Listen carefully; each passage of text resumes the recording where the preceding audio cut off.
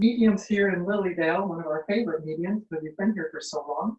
Reverend Gregory Kehn is a fourth generation spiritualist medium.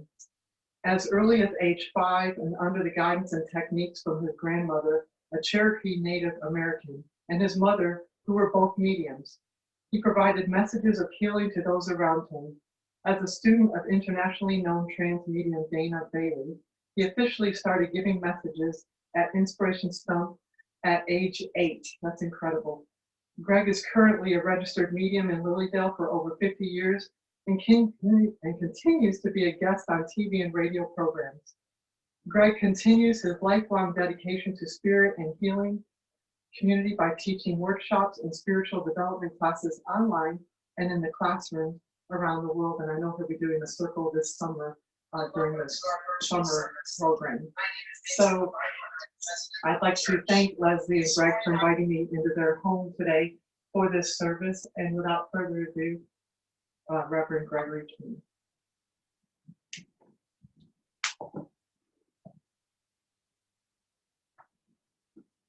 Thank you, Nancy. And welcome, everyone. I appreciate we're able to continue services. And it's a wonderful day out. It's beautiful, sunny, but cold. First, I'd like to share the fact that with my grandmother and mother both being mediums, I was raised in a household that stepping outside of the household I lived in and the family that I was living with. And it was interesting to me to look at the world and how the world would think and how they would act and how they would feel and different events in the world and the fear that people would have. And I've been looking at the world recently and I look at all the news, and I've not really watched the news too much. I've watched it off and on. And I see the fear that people are in. And as a spiritualist, I was always taught that if you're going to fear something, you're manifesting it. You're building a negative energy instead of a positive healing energy. And I believe we're here to really put forth a healing energy and a love energy for everyone around us. We're all connected, we're all one. And I know some people do not make that connection. But I look at the world around us right now and the turmoil that we've been having, not only with the pandemic, but all the other issues in life that are going on right now. And I really feel that as a spiritualist, we need to have the prayer, we need to have the healing, we need to be sending out that energy on an everyday level. And I would love to start the thought of, if you can start the morning by having the intent in prayer to bring healing to everyone and to have your harmony for your day and your life, but ask that the harmony be there for everyone to recognize and feel and know within them. I believe Spirit's been coming to me all my life. I've always felt the guidance, and recently I feel there's an increase. People that before would have been a little aware are now a lot more aware and a lot more in tune, and they're having a great deal more come to them intuitively. And I know some of them are a little taken back by it, and it's like, well, how come or why are we having things happen more? And why are we more in tune now? Why am I having dreams that are coming true? Why am I feeling things before they happen? I've had lots of people I've read for that are having these things occur, and I believe it's affecting everybody. And the people that have taken the time, now, you know, I believe I had a gentleman in India say to me, he said, one of the yogis over there said, God could not get our attention. And when God cannot get our attention, it's something that we have all these things occur that are there to awaken us. They're not here to hurt us. They're here to awaken us. And we're needing to wake up and realize the priorities and focuses we've had in life that have gotten way off center. And they're not at all where we need to be in our thought and prayer and healing. And we're needing to look at life in a way now that the people that really don't understand, as a spiritualist, I was always taught as a child that we're needing to be the example. And how are we going to live? My teacher, Dana Bailey, always commented to me, we have to live it, not talk about it, not go to church just on Sunday, but we need to be living in a daily way, in daily life. And I've always looked at that healing energy, and I've always had that thought. There are times I could be sitting in a restaurant and I would feel things with certain people sitting there, and I would just send out a thought and prayer for them in a healing, loving manner. And I look at the fear that's in the world right now and some of the negativities. Now, some people have not taken the time to think about change, think about advancing and really looking at things in a spiritual way. And I look at people that live in that fear, and I see no need for it. Why we're allowing ourselves to be pulled in to the fear level is something that to me is beyond my thought. And we're needing to look at the world around us and realize we need to have that prayer and beacon of light to help heal and uplift and help everyone that's in need. And as a spiritualist, like being here in Lilydale, I've spent most of my life here in the Dale. I've been here every summer for years, and I love it and I enjoy it. And I know that Spirit is crying out, reach out and help people, reach out and heal people, reach out and share with others, and not be in fear in ourselves, in our soul, in our spirit, in our awareness, in life. I look at all the things that are going on in the world, and this is a real need in my mind to be open in every way possible to help people and touch people in a way that's loving. I've talked to so many people on the phone and over the internet, and I see people making changes. You know, I had a young lady say to me just yesterday, the events that are occurring in the world are really showing our true colors. Where are we really at? What are we really thinking? What are we really believing?